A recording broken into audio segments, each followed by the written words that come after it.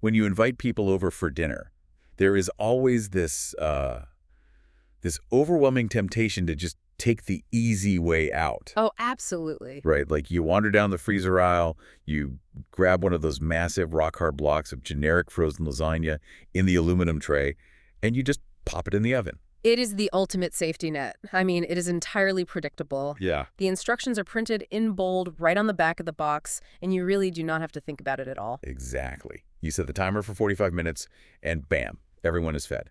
No stress, no flour all over the kitchen counter, no, wondering if your ambitious new recipe is going to just totally collapse. Right. But as our sources point out today, there is a hidden cost to that kind of convenience. There really is. Because that boxed lasagna doesn't care who is actually sitting at your dining room table. It doesn't care if your guest is lactose intolerant or if they absolutely despise tomato sauce. Or if they just have a sophisticated palate and prefer spicy food. Right. It is a one-size-fits-all meal. It technically fills the stomach, but it completely fails to delight or nourish the specific, unique individuals you invited over. And that actually brings us to the core mission of our discussion today. Welcome back to part 3 of this special 4-part deep dive masterclass into the Hook Book Look Took framework. It's good to be back. We are looking at a fascinating stack of sources today. Pedagogical training manuals, Sunday school curriculum guides, and religious education frameworks designed specifically for teachers. Yes, lots of really practical material. And if you are joining us as an educator or a volunteer teacher, you probably know exactly what that generic lasagna feels like in a classroom context. Oh, for sure. You want to make a real lasting impact on your students, but it can feel incredibly daunting to figure out how to make ancient historical texts relevant to a room full of highly energetic kids. Okay, let's unpack this. Today, we're unpacking the third phase of the framework, which is the look phase. Right. So, in the first 2 parts of our deep dive, we explored the hook, which is the psychology of grabbing a student's attention, and the book, which is the methodology for teaching the actual historical and biblical text accurately. Right, getting the story straight. Exactly. But the pedagogical manuals are very clear on this next point. The ultimate objective in this type of religious education is not simply to impart historical knowledge just for its own sake. Like it's not a history test. No, not at all. Knowledge only truly transforms behavior when it is understood and applied to the learner's immediate reality. So the look phase is the bridge. The bridge, I like that. It is where the educator transitions the lesson from the there and then of an ancient narrative to the here and now of the students' everyday lives. I can imagine that being a huge relief for a teacher, to finally bridge that gap. You spend the first half of the class talking about ancient kings, muddy rivers, and prophets from thousands of years ago, and the look phase is the specific moment where the students are supposed to realize, oh wait, this actually has implications for my life this afternoon. That is the goal of the framework, yes. The look phase is designed to help children visualize the implications of these ancient truths within their own modern context. Sense. But, and this is a big but, before an educator can construct a successful look phase, the training materials warn heavily against a very common trap. Uh-oh. Yeah, it is a trap teachers often fall into the minute they finish recounting the historical story. So the book phase ends, the ancient story is told, and then the teacher serves the lasagna. They serve the lasagna. The curriculum guides actually refer to this specific trap as the frozen dinner lesson. Right. The frozen dinner lesson occurs when a teacher simply delivers a published lesson plan exactly as it is printed on the page. Just reading it straight off. Nothing added, nothing contextualized.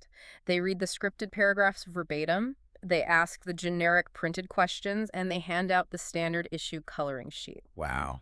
It is a mass-produced educational meal meant to be served to kids everywhere, from a massive megachurch in a sprawling metropolis to a tiny rural congregation. Right. But the manuals argue that this approach fundamentally ignores the unique psychological and environmental realities of the students actually sitting in the room.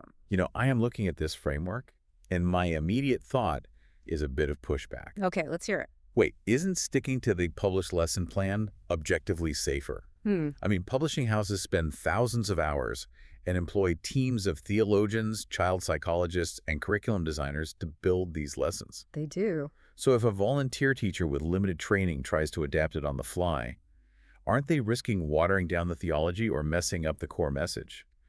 I mean, microwaving a professionally prepared frozen dinner seems way safer than accidentally burning a custom meal. I see the tension there, and it is a very valid concern. A published lesson plan is an excellent, scientifically designed baseline. All right. To use the food analogy again, the publisher ensures the meal has the correct nutritional value and theological accuracy. Right. The ingredients are solid. Exactly. However, the curriculum designer, sitting in an office hundreds of miles away, does not know the specific children in your circle. Oh, that's true. They do not know that one of your 8-year-olds is dealing with the anxiety of their parents' recent divorce, or that another student is being bullied on the playground, or that the entire class is currently obsessed with a specific mobile game. Yeah, they have no idea about the local context. Right. The pedagogy insists that abstract theology must intersect with lived reality. If you just read the generic script, you are serving a spiritually frozen meal that is honestly really hard for the kids to digest. So they won't absorb it. No. To avoid that, the framework requires the teacher to act as a chef, taking the publisher's raw ingredients and cooking them specifically for the dietary needs of the room. That reframes the teacher's role completely. The publisher provides the high-quality groceries, but the teacher still has to turn on the stove and cook the meal for the specific people at their table. So if we are tossing out the frozen dinner approach, how does the framework instruct teachers to actually cook this custom meal? I mean, where do they start? Well, it starts with extracting one specific ingredient from the source material. Okay, just one. Yes. The manuals call this extracting the timeless truth. The timeless truth. To understand how this works mechanically, let's use the story of Naaman, which is featured prominently in the training guides as a sort of case study. Okay, let's lay out the narrative of Naaman objectively, just as the curriculum presents it. Yeah. So Naaman is a powerful, highly respected commander of the Syrian army. A very big deal. Yeah, huge deal. But he suffers from leprosy, which is a severe skin disease. Hmm. So he travels to the ancient prophet Elisha, seeking a miraculous healing. Right. But get this, instead of coming out to greet this important military leader, Elisha just sends a messenger telling Naaman to go wash himself in the Jordan River 7 times. Which does not go over well. It's not at all. Naaman is deeply insulted. He gets furious because the Jordan River is notoriously muddy, and he argues that the pristine rivers back in his home country are vastly superior. He's offended. Totally. He almost storms off out of pure Oh. pride. But his servants intervene, calm him down, and convince him to just follow the simple instructions. He humbles himself, dips in the muddy river, and according to the text, his skin is completely restored. It is a narrative packed with really complex themes. Oh, for sure. I mean, an educator could easily build a lesson around the sheer power of the deity to heal incurable diseases. Right. They could focus on the bravery of the captive servant girl who originally tipped Naaman off about the prophet, or they could even focus on Elisha's integrity when he refuses to accept a massive financial reward later in the story. There are so many angles you could take. But the strict rule of the look phase is this. While a historical passage may contain a dozen valid theological points, the teacher must rigorously select just one main truth. Just one. Out of all that political drama, miraculous healing, and character development, the curriculum forces the teacher to isolate a single sentence. Exactly one. For this specific Naaman lesson, the curriculum designers extracted this timeless truth. Obedience to God is more important than our pride or how we look to others. That's very specific. It is. And once the teacher anchors that single truth, their only job for the rest of the class is to answer the question, what does this specific truth look like in a child's life today? Man, I can completely understand the temptation for a passionate teacher to use the kitchen sink approach. Oh, it happens all the time. You love the material, so you say, okay, kids, today we learn to be brave like the servant girl, and also we need to obey instructions, and also don't be greedy with money. Just feels like you were giving them more value. What's fascinating here is the cognitive psychology that underpins why the framework forbids the kitchen sink approach. Really, it goes into psychology. Oh, heavily. Human working memory, especially in children, is highly constrained. The brain can generally only hold about 3 to 5 pieces of new information in its short-term memory at any given time. Wow, just 3 to 5. Yeah. So when you give an 8-year-old 5 different moral imperatives from a single ancient story, those concepts compete for cognitive resources. You just bottlenecked. Exactly. The working memory gets overloaded, and the brain's natural defense mechanism is to drop the excess information. They end up retaining absolutely none of it. Wow. So by trying to teach them everything, you effectively teach them nothing. Precisely. By forcing the educator to distill the entire narrative down to one singular, incredibly clear sentence, you are creating a cognitive anchor. I see. The goal of the pedagogy is not to say everything the text has to offer, but to say one thing so deeply and practically that it transfers into long-term memory.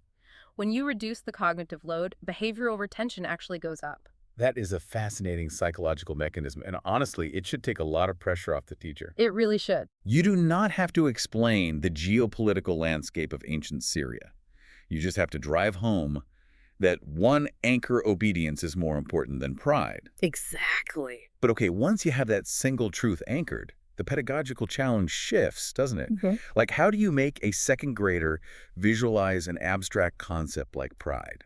That is the big question. To solve that, the training manuals introduce the concept of the parallel modern-day situation. Okay. In the business world, we would just call this a case study. And the curriculum guides provide a highly relatable one. Let's look at the case study of Lily and the Legos. This is a great one. The scene is set like this.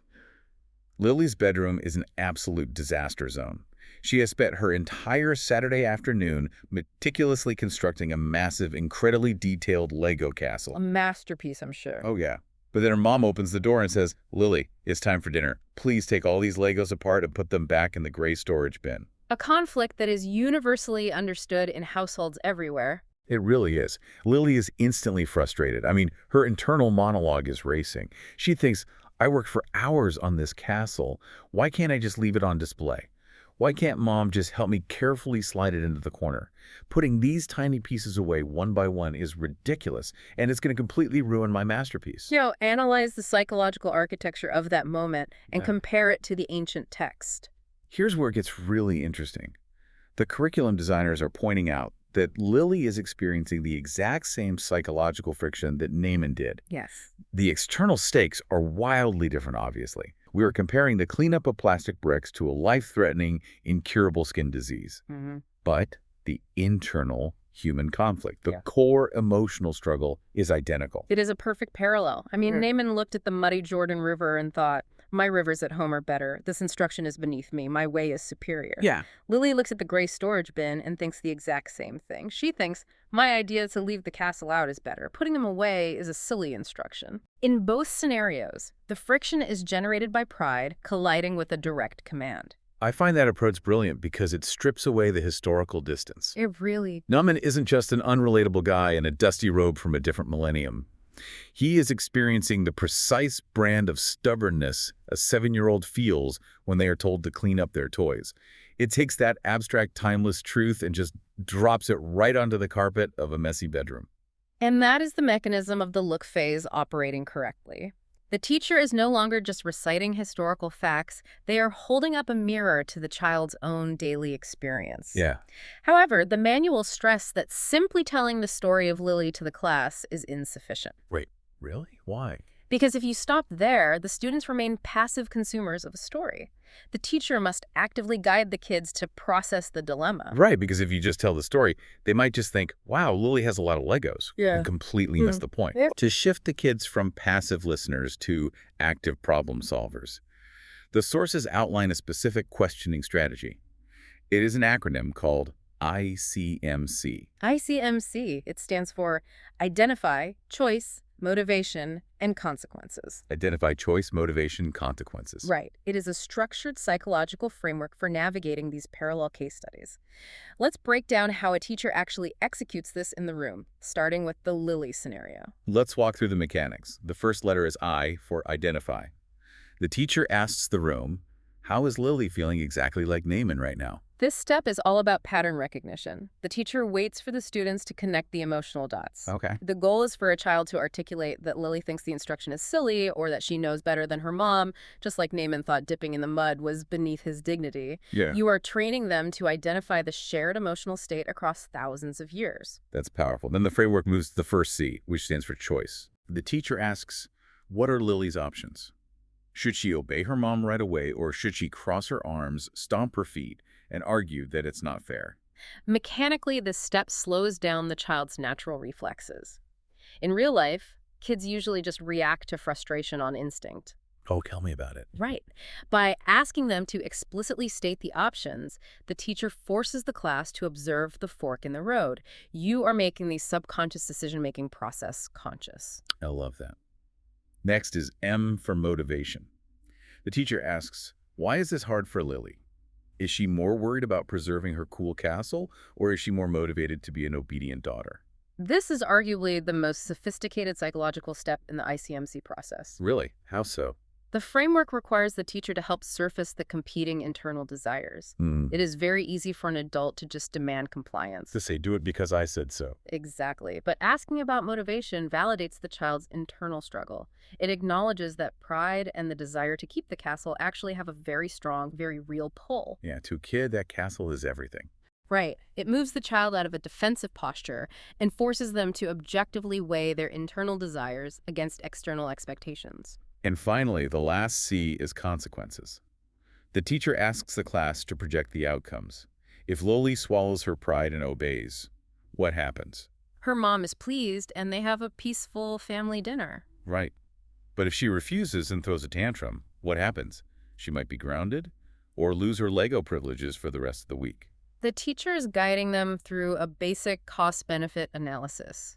Are the short-term benefits of pride worth the long-term cost? Wow. If we connect this to the bigger picture, the curriculum manuals are pointing out that this isn't just a clever trick to keep kids quiet in Sunday school. It's way deeper than that. It is. This framework is teaching foundational critical thinking and executive function skills. You are handing children a mental scaffolding they can deploy the next time they face a command they do not want to follow. To really solidify how versatile this framework is, let's look at how it applies beyond just chores and parental authority. Good idea. The manual suggests adapting this to peer-to-peer social dynamics as well. Let's imagine a scenario where a boy named Leo accidentally breaks his friend's toy during recess. Okay. He knows he should admit it and apologize, but he doesn't want to look clumsy or face his friend's anger. It is the exact same timeless truth. Obedience to what is right is more important than pride. And the ICMC framework handles that social dynamic perfectly. Let's run it through. First, identify. The teacher asks, how is Leo acting like Naaman? The kids recognize that Leo's pride is preventing him from doing the simple, required action apologizing, just like Naaman's pride stopped him from washing in the river. Then choice. Does Leo hide the broken toy and lie, or does he walk over and tell the truth? Exactly. Then motivation. Why does Leo want to hide it? Because his pride makes him want to look perfect in front of his peers. The kids unpack that social pressure. Yeah, that fear of losing face. And finally, consequences. If he lies, he might lose the friendship entirely when the truth comes out. If he apologizes, it might be awkward for 5 minutes, but the trust is preserved. The ICMC structure works regardless of the specific modern wrapping. I see the power of the structure, but I have a very grounded, practical question here. Sure. If I am a volunteer teacher sitting in a circle of squirmy third graders, how do I guide this ICMC process without it sounding like a clinical interrogation? That's a fair point. I can just picture a teacher standing there with a clipboard saying, "Now children, state Lily's internal motivation." It could feel incredibly dry and robotic if you just read the acronym off a page. That is a critical observation, and the pedagogical manuals address this risk directly. The ICMC framework is just the skeleton. It is the structural engineering of the lesson. Okay. But for the lesson to actually resonate, it requires a heartbeat. The manuals insist that this pedagogy only functions if the delivery is deeply authentic. The teacher must abandon the clinical approach and teach from a place of vulnerability. Vulnerability in a classroom setting. What does the framework say that actually looks like in practice? The sources suggest a specific technique. To reach the children on an emotional level, the teacher is instructed to share an age-appropriate, real-life incident where they personally struggled with this exact timeless truth. Wait, so the teacher has to tell a story about a time when they wrestled with pride and didn't want to obey. Yes.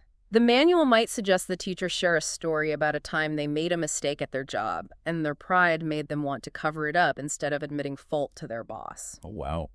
The framework argues that children detect inauthenticity instantly. By sharing a personal failure or struggle, the teacher steps off the pedestal of the flawless adult who knows everything. They become human. Exactly. They position themselves as a fellow traveler who is also wrestling with the tension between pride and obedience. You share this not to center yourself, but to demonstrate that this timeless truth isn't just a rule for kids, it is a reality for adults too. That completely shifts the burden of preparation. It really does. I mean, it is one thing to memorize a list of historical facts about ancient Syria. It is entirely another to publicly analyze your own flaws in front of a room full of children. It is a profound shift. And this highlights a non-negotiable rule within the specific religious pedagogy. The underlying truth must grip the teacher first. The teacher has to live it. Yes, the manuals are emphatic that you cannot export a conviction you do not personally possess. If the teacher has not genuinely reflected on how pride operates in their own life, the ICMC questions will sound hollow, and the children will immediately tune out. So you cannot fake the look phase. You cannot. You can't just read the scripted questions off a prompter, check the boxes, and expect the students to have a meaningful realization. You cannot. And this raises an important question for anyone utilizing this framework. It directly challenges the educator's preparation process. Right. When a teacher is reviewing the curriculum on a Thursday or Friday night, are they merely scanning the document to figure out what data they need to transmit? Or are they allowing the text to interrogate their own life first before they attempt to use it to guide their students? That is a heavy requirement, but it makes absolute sense within the context of the pedagogy. It elevates lesson prep from a simple academic review into an exercise in deep personal reflection. It does. And that is ultimately why avoiding the frozen dinner lesson takes so much intentional effort. Yeah, the frozen dinner is way easier. It is infinitely easier to just read the published script. But to execute the look phase properly, the educator must do the hard work of understanding the specific psychology of their students, identifying the actual situations those kids face, whether it's a messy bedroom, a broken toy, or a playground dispute, and then authentically modeling how the timeless truth applies to those moments. So what does this all mean? The curriculum sources we've been analyzing leave the educator with a very clear analytical challenge. Yes, they do. If you are preparing to teach using this framework, analyze your specific classroom. What are the unique modern pressures your students are facing this week? Are they navigating sibling rivalry? Are they feeling the pressure to cheat on a math test? You have to ask yourself, am I building a bridge that helps my students clearly see what this ancient concept looks like in their actual daily routine? The entire design of the look phase is to move the student beyond the mere acquisition of information toward a meaningful recognition of relevance. Right. The framework dictates that historical texts must be mapped directly onto the messy realities of modern life. That encapsulates the essence of the look phase perfectly. We have analyzed how the framework extracts a single truth and how it uses tools like the ICMC strategy and the Lilly case study to help kids visualize their choices. It's a comprehensive approach. It is. But as vital as the look phase is, the pedagogy acknowledges that it has its limits. Looking at possibilities and mapping out choices is not the finish line. That is correct. Next time, in the fourth and final part of this masterclass deep dive, we will analyze the final phase of the framework, the took phase. The took phase. That is where the pedagogy shifts from helping children see the right choices to guiding them toward making a personal, actionable commitment to change their behavior. It is going to be a fascinating conclusion to our analysis of this educational model. But before we wrap up today, I want to leave you with a lingering thought to mull over regarding the sources we've discussed. Okay, let's hear it. We talked extensively about the danger of the frozen dinner lesson, the trap of just serving up generic, unadapted curriculum. If an educational system constantly serves its students generic lessons that refuse to adapt to their complex modern struggles, is it unintentionally training them to view ancient texts as nothing more than a museum of irrelevant rules? What if the difference between a student eventually discarding the framework of their faith or truly internalizing it comes down entirely to how effectively a teacher executes this exact phase, the look? It highlights the immense responsibility placed on the educator within this model. It really does. Thank you for joining us on this deep dive. We will see you next time as we unpack the took phase. Keep analyzing, keep adapting, and we'll catch you on the next one.